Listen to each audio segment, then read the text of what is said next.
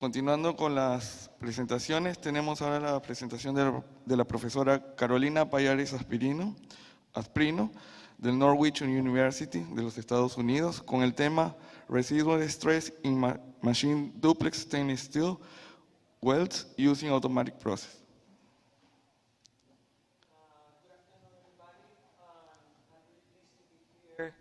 And really pleased to have the invitation to come here. I'm going to present the residual stress in machine duplex stainless steel weld developed through automatic process. This research I did with a collaboration to one professor, Patricia Munoz Escalona from Glasgow Caledonian University, and also one of my students who is now in Mexico, and Ana Melis Sanchez. This is, where is it? Okay. Right here. This is a little background of me, and I have a bachelor of science in materials engineering in Universidad Simón Bolívar, Venezuela, and also have a master of science in engineering finance from the Universidad Simón Bolívar, and I did my PhD as Doctor of Philosophy, University of Wells in Swansea, UK, 2005. You can see some pictures in the down, and this is the picture of my own country, Venezuela. And you see also the map. You see the very famous Angel Fall, our beaches, my city, Caracas, and also my alma mater, Universidad Simón Bolívar. Let's see, I'm from Venezuela, and now work in the Norwich University. The background of this research was, for example, we have design engineering components have become less conservative.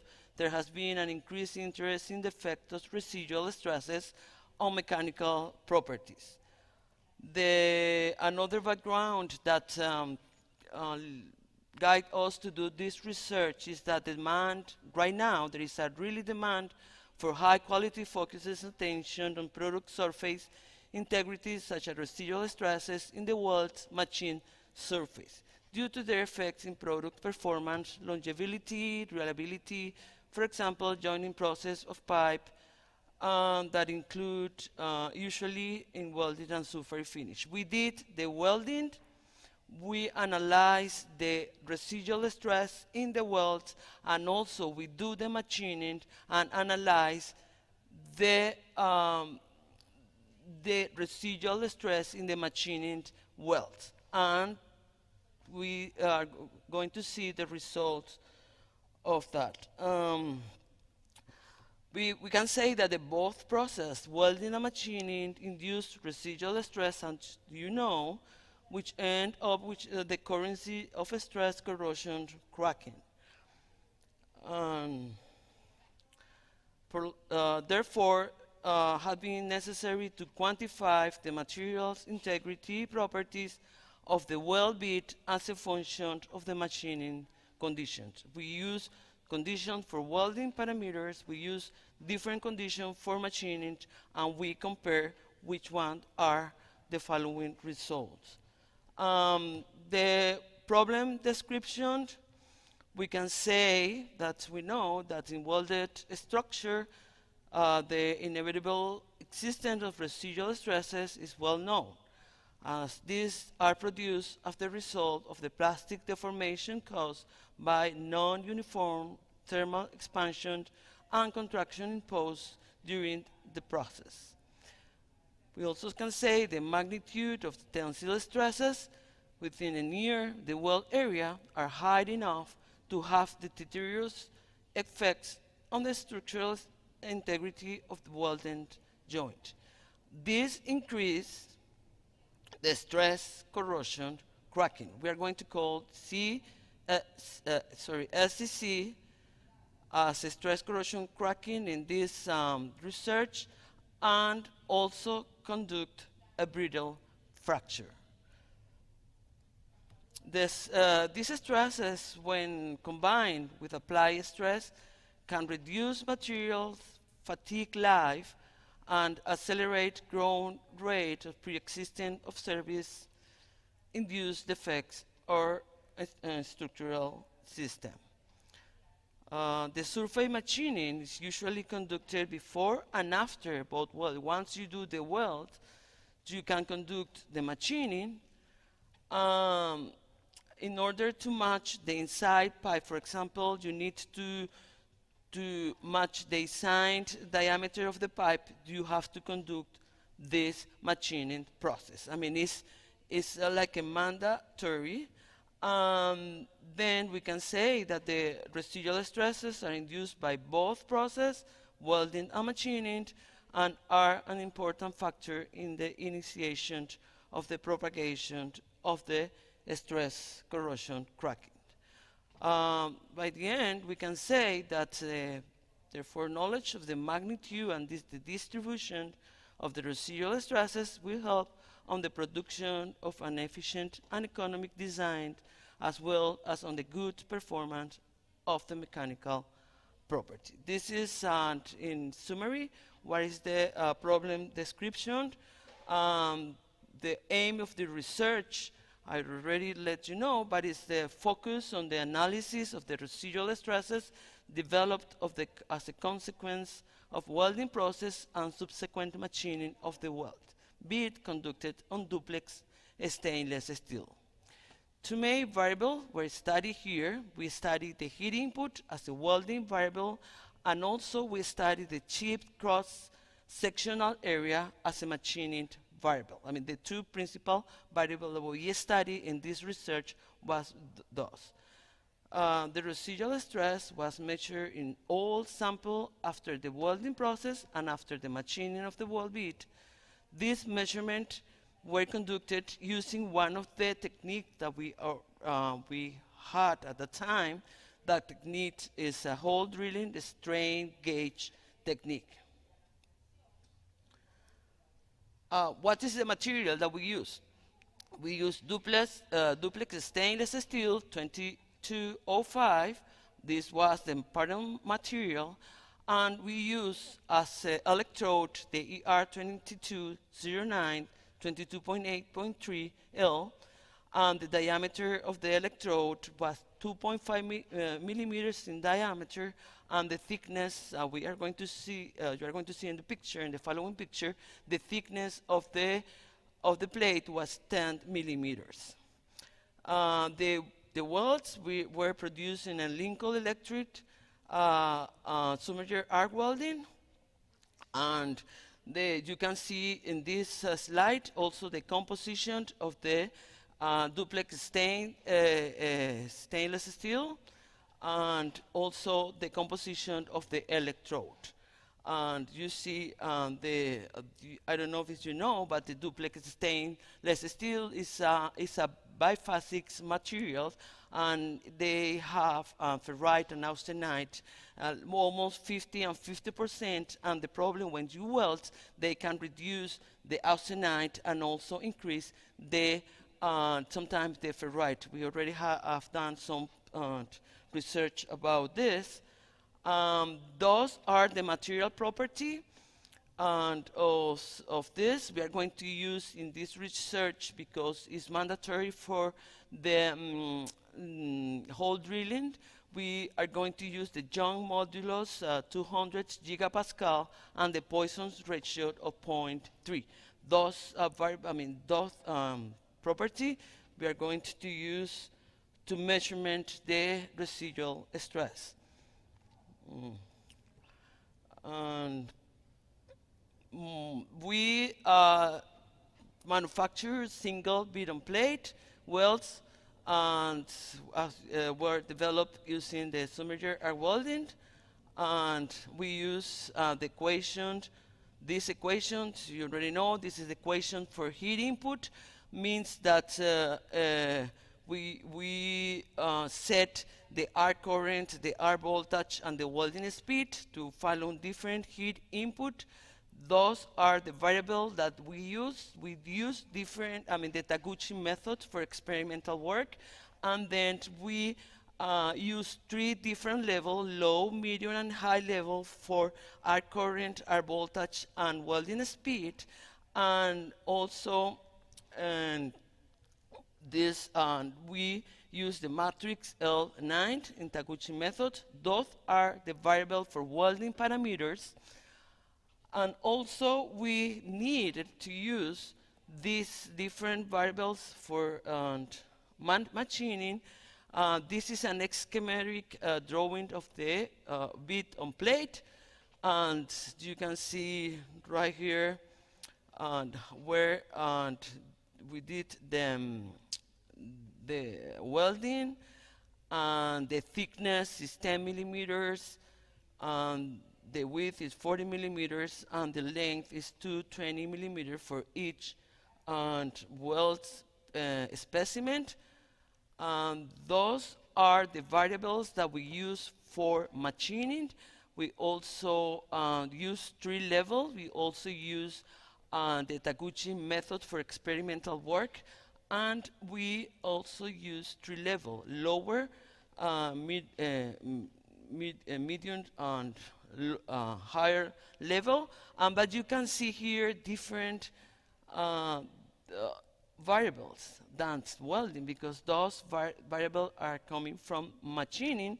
And you see, for example, the cutting parameters we call BZ, the feet per tooth, FZ, and the depth of cut. Those are the welding, the cutting parameter that we use in this. Then you can see here the pictures of the location of the strain gauge in the figure, and also we measure the residual stress using the incremental hole drilling, and we did on the heat affecting zone, and in the maximum length 1.8 millimeters, and you can see the measurements were recorded 0.1 millimeter in depth until reaching a maximum depth of 0.8 millimeter from the machine surface. In the figure, you can see also the installation of the strain gauge in the heat affecting zone. And those are the equations that we can use, or we use for calculate the maximum and minimum principal residual stress. And also, and really, because I have 8 minutes to finish, this is the equation that we use, and because the previous equation does not allow to calculate the residual stress and single value, we use this equation, and this equation combines the maximum and minimum value for the sigma stress, and that's was calculated for each experiment. And this equation is from Professor Badeskia. Thank you very much for allowing me to use this. And this and the results came like that. We have all the results in this. You can see the depth, the epsilon, the deformation, the sigma minimum, the sigma maximum. Then we have to record them, to calculate, and then to produce, for example, this graph. You can see in this graph 3 different graphs for 3 different heat input: 0.5 kilojoule millimeters, 0.86, and 1.37. You see it right there, and then you can see, if you analyze a little bit, there is, you can see like in 0.2 starts tensile stress. You can see that in the 0.2 millimeters in depth, remember this is in depth in the heat affecting zone, you can see the 3 of those, and let's see, then we analyze what's happening in those figure. We can say, for example, that the observation that we saw, that's from 0.2 millimeter in depth, okay, we can see the presence of residual stress. Then also, in all cases, the peak value of residual stress started to appear after 0.5 millimeters from the weld surface with a maximum of 260 megapascal. We also can say that a clear tendency for tensile stress distribution and its effect of the heat affecting zone was not obtained in this particular research, but however, it was noted that the average, if you increase 65% of the heat input, you can produce an increase of 30% average of the tensile stress. This is probably due to the welding deformation which occurs under more extensive thermal excursion. And then, now we are going to see the effect of the chip cross-sectional. This is an equation AV equal AP times Vs under residual stress. This particular case, you can see the heat input for the in both cases 0.5 kilojoule, but the chip's cross-sectional area is in the figure 4A is 0.3 millimeters to the square, and the point in the figure B is 0.6. And if you observe, there is a kind difference between this, and also if you increase the heat input like this heat input is 0.86, and the figure A is 4.3 millimeter to the square, and the figure B is 0.6 millimeters, increasing 100%. You see the difference. You see that in this case, when you do machining, and what's happened, the tensile stress may be disappear, and then you can produce compressive stress. And that's this very important value. And we can say from this, these results show that independently of the heat input when machining weld, be it at a constant chip cross-sectional area, 0.3 millimeter, no tensile stresses were generated along the selected distance. This is the figure, and then you can see here in the figure, in the previous figure. However, when you increase the cross-sectional area in 100%, means 0.3 millimeters to the square to 0.6 millimeter to the square, where an increase in tensile stress is observed to the weld surface with maximum value reported between 0.1 and 0.3 millimeter below surface. We can say this result agree with some research that there is Kite and Paolo-Linelli, where they established that when removing a small amount of material during coating process, tensile residual stress can be reduced, avoiding the appearance of cracks and improving material structural integrity and resistance to fatigue life. And when the compressive residual stress exists, residual stress could be beneficial and it could relieve the stress concentration effect caused by applied load. This is another way you can reduce the tensile stress. The machining, you can machine the weld, and then you can show up. Now we have 2 minutes for the conclusion, but I'm going to spend less than that time. We can say in this research that an increase in the heat input produced an increase in the welding deformation to the increase of the residual stress. We also can say high compressive stress were produced when the weld bits were machined using a constant chip cross-sectional area of 0.6 millimeter, reaching maximum value of 295 megapascal independently of the heat input.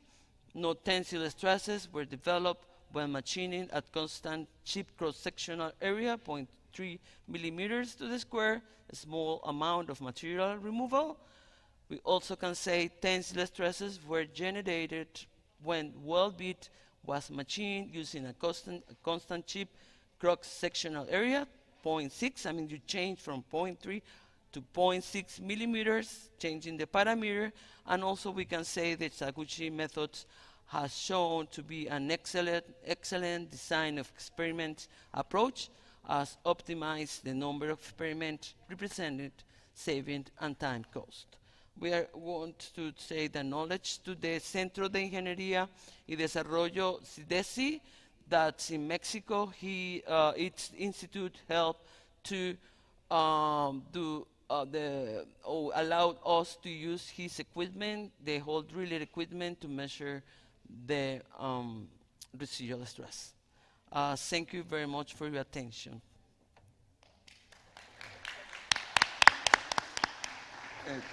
Tenemos espacio para unas preguntas, puede ser. Si hubiera alguna pregunta del público aquí. Están tímidos hoy día, no quieren preguntar. ¿Alguna pregunta? No question? Thank you very much. Bueno, entonces agradecemos nuevamente a la profesora Asprino Payares. Con un fuerte aplauso, muchas gracias.